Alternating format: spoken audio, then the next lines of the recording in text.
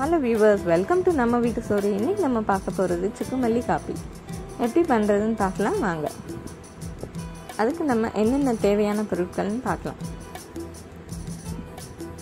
திப்லி 5 gram, pepper 2 table spoon, மல்லி 50 gram, ஏலக்காய் 7 piece, சித்திரத்தை 10 கிராம், சுக்கு 50 கிராம் தோல் உரிச்சு வச்சுருக்கேன். இப்போ அதெல்லாம் நம்ம மிக்சியில் போட்டு நல்லா ஃபைன் பவுடராக அரைச்சி வச்சுக்கலாம். இப்போ ஒரு பேன் எடுத்துக்கலாம். அதில் 2 டீஸ்பூன் பவுடர் போட்டுக்கோங்க. போட்டுட்டு அதுக்கு 2 கிளாஸ் தண்ணி ஊற்றிக்கோங்க.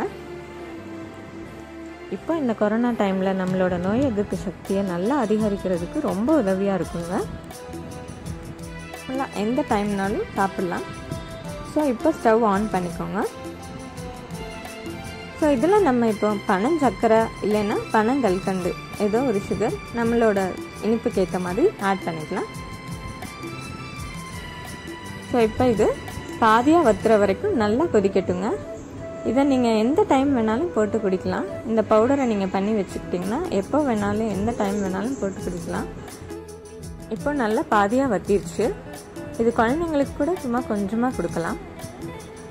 எல்லா நாட்டு மருந்து கடையிலையும் கண்டிப்பாக கிடைக்கும்.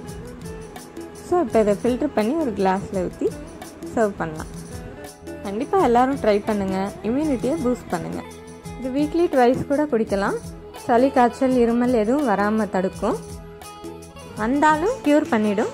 தேங்க்ஸ் ஃபார் வாட்சிங் த வீடியோ. சப்ஸ்கிரைப் பண்ணுங்கள். மறக்காமல் பெல் ஐக்கான் கிளிக் பண்ணுங்கள்.